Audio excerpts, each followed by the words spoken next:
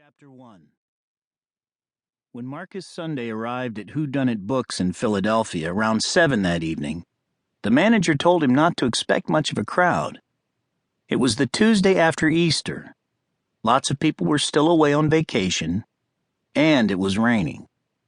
But Sunday and the manager were pleasantly surprised when 25 people showed up to hear him read and discuss his controversial true crime book, The Perfect Criminal.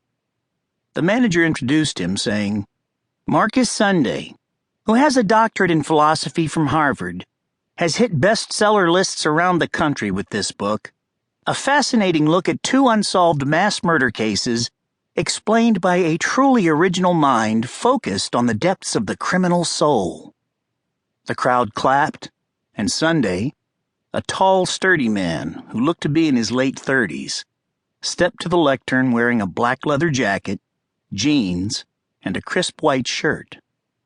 "I appreciate you coming out on a rainy night," he said, "and it's a pleasure to be here at Whodunit Books." Then he talked about the killings. 7 years earlier, 2 nights before Christmas, the 5 members of the Daly family of suburban Omaha had been slain in their home. Except for the wife, they were all found in their beds. Their throats had been cut with a scalpel or razor. The wife had died similarly, but in the bathroom and naked. Either the doors had been unlocked or the killer had had a key. There had been a snowstorm during the night, and any tracks were buried. 14 months later, in the aftermath of a violent thunderstorm, the Monahan family of suburban Fort Worth was discovered in a similar state. A father and 4 children under the age of 13 were found in their beds with their throats slit. The wife, also with her throat slit, was found naked on the bathroom floor. Once more, either the doors had been unlocked or the killer had had a key. Again, owing to the storm and the killer's meticulous methods, the police found no usable evidence. "I became interested because of that lack of evidence, that void," Sunday informed his rapt audience. Sunday said that the dearth of evidence had confused him at first. He talked to all the investigators working the case, but they were equally baffled. Then his academic training took over, and he began to theorize about the philosophical worldview of such a perfect killer. "I came to the conclusion that he had to be an existentialist of some twisted sort," he said. "Someone who thinks life is meaningless, absurd, without value. Someone who does not believe in God or laws or any other kind of moral or ethical basis to life."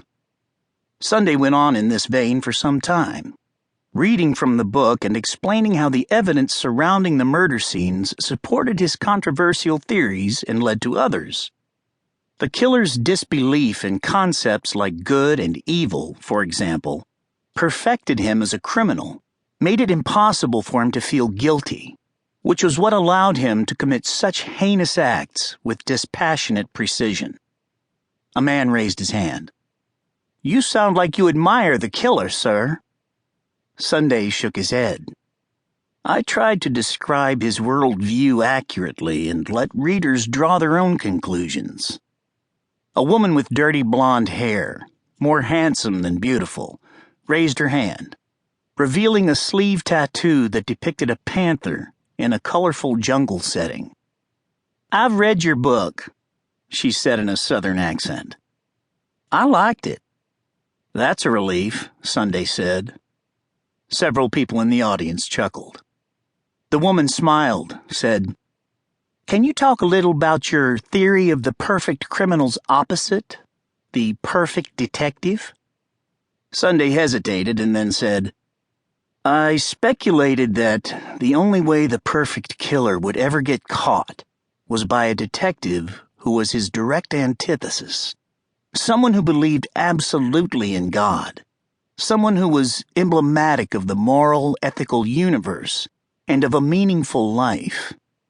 The problem is that the perfect detective does not exist and cannot exist." "Why is that?"